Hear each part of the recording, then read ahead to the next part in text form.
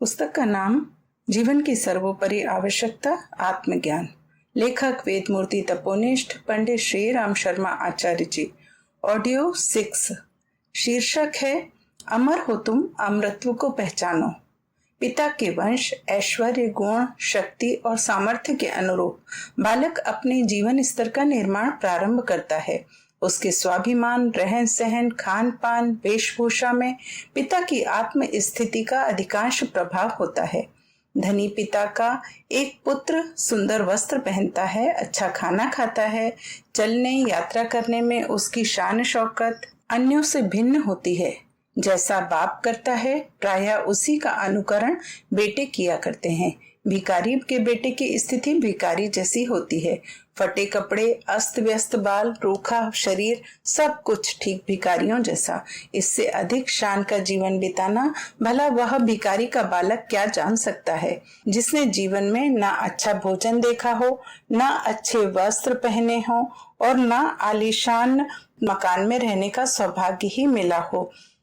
शील, गुण और आचरण अधिकांश व्यक्तियों को पैतृक संपत्ति के रूप में ही मिला करते हैं। यह उत्तराधिकार मनुष्य को भी ठीक इसी रूप में मिला है। परमात्मा का पुत्र होने के नाते उसे वे सारी निधियां मिली हैं जिनसे यह सांसारिक जीवन सुख, सुविधा और शान के साथ बिता सकता है। परमात्मा के जो गुण और शक्तियां बताई जाती हैं वह मनुष्य में, आत्मा में ठीक उसी तरह सन्निहित हैं। ऐसे कोई अधिकार शेष नहीं जो ईश्वर ने अपने युवराज को ना दिए हों। वह अपने बेटों को निराश्रित, निरीह और निर्बल कैसे देख सकता है?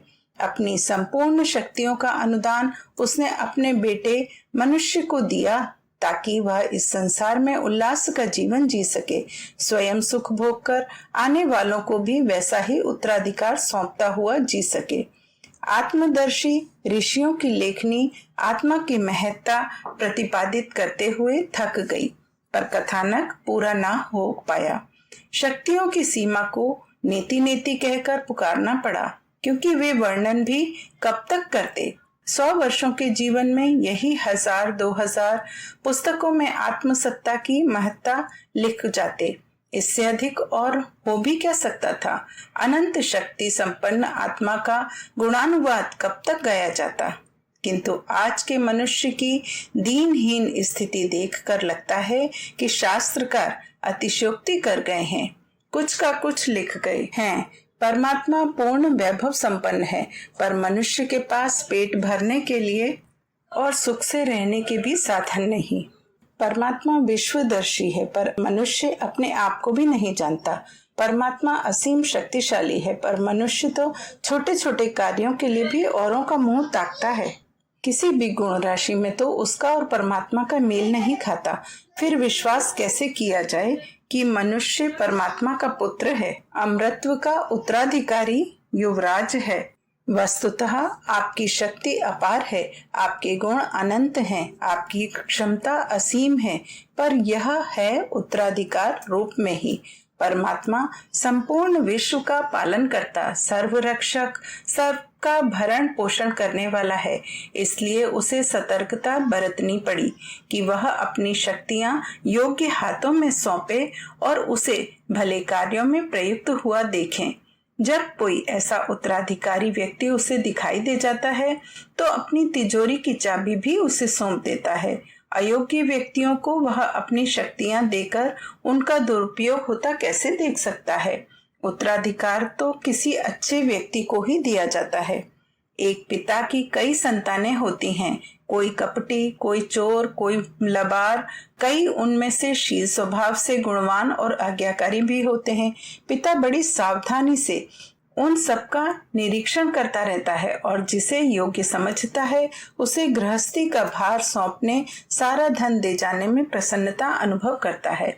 जो उसकी शान, ऐश्वर्य और वंश परंपरा से विमुख होकर अकृत्य करता है उसे देता तो कुछ नहीं, उल्टे उसे दंड और भुगतना पड़ता है। साधारण मनुष्यों की जब यह दशा होती है तो परमात्मा को अधिक सावधानी रखनी आवश्यक थी, क्योंकि उसका कार्य क्षेत्र भी तो बहुत बड़ा है। सारे संसार में उसी के बेटे तो विचरण कर रहे हैं। साधारण मनुष्य का बेटा जब अपने पिता की संपत्ति का स्वामित्व पाता है तो उसकी खुशी का ठिकाना नहीं रहता।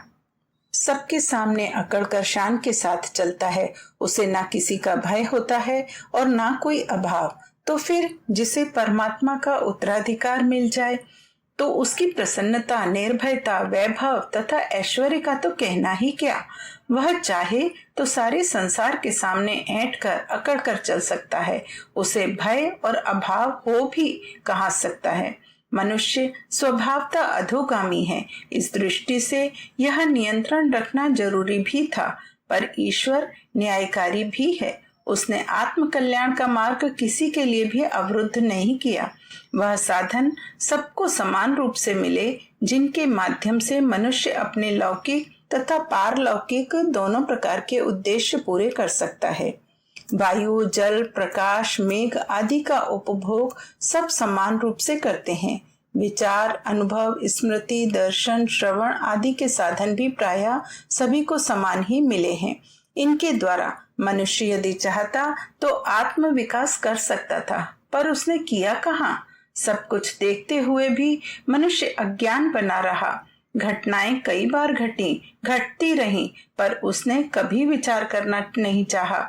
इसी कारण वह अपनी वर्तमान स्थिति से ऊपर उठ भी नहीं सका। लोग कहा करते हैं कि जीव जब माता के गर्भ में बंदी किसी स्थिति में पड़ा होता है तब वह परमात्मा से अनेक प्रकार की विनती करता है। वह चाहता है कि इस जन्म मरण के फंदे से जितनी जल्दी छुटकारा मिले, बंधन मुक्ति मिले, उतना ही अच्छा है। इसके लिए वह तरह तरह की प्रार्थनाएं करता है, किंतु जन्म लेने के बाद इस संसार की हवा लगते ही वह सब भूल जाता है और फिर वही शिष्णोदर परायण जीवन जीने में लग जाता है। लोगों की भूल यह है कि वह अपने आप को ईश्वर का पुत्र होना स्वीकार करना नहीं चाहते। विज्ञान का सहारा लेकर लोग प्रत्यक्षवाद की दुहाई देते हैं, किंतु यह खुला हुआ संसार क्या कम प्रत्यक्ष है? मृत्यु जन्म की घटनाएं क्या कम प्रत्यक्ष हैं? जन्म, जरा, यौवन का पाना और खो देना भी किसी को विचार प्रदान नहीं कर सकता क्या? ईश्वर का पुत्र होने के नाते मनुष्य असीम आध्यात्मिक शक्तियों और दैवी संपदाओं का स्वामी बन सकता है, किंतु वह अपने को इस स्थिति वाला मानता कब है? अपनी इस धृष्टता के कारण मनुष्योचित आधार से भी पतित होकर दुष्कर्म करता है। अपने स्वार्थ के लिए औरों के अधिकारों का अपहरण करता है। खुद का पेट भरे ठूस के, दूसरा चाहे भूख से मर जाए। अपना घर भर जाए, दूसरे चाहे कानी कौड़ी के लिए तरसते रहें। इतना ही नहीं, वह अपने से गई गुजरी स्थिति वालों के साथ पैशाचिक उत्पीड़न करता है, दूसरों का खून पीता और अट्टहास करता है। ऐसे दुष्ट पुत्र को परमात्मा अपनी शक्तियां देता कैसे? उसे तो दंड ही मिलना चाहिए था और वही मिलता भी है।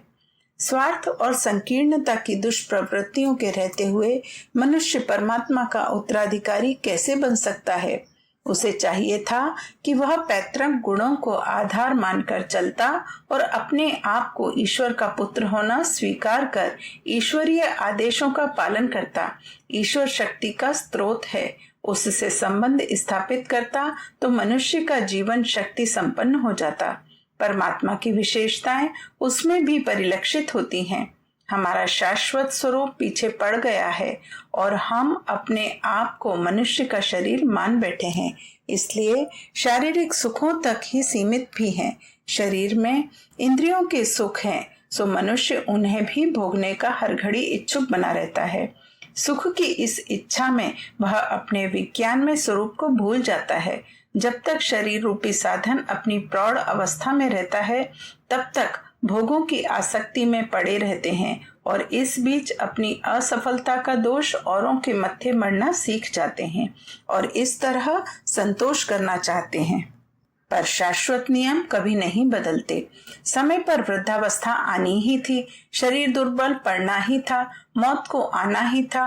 उस समय ना किसी को दोष देते बनता है, ना कुछ किए होता है। दुख की स्थिति में, अज्ञान की स्थिति में वह मर जाता है और बार बार इसी चक्कर में पड़ा दुख भोगता रहता है।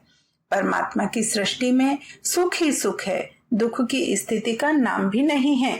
पर सारे फसाद की जड़ यह है कि लोग अपने वास्तविक स्वरूप को पहचानना नहीं चाहते।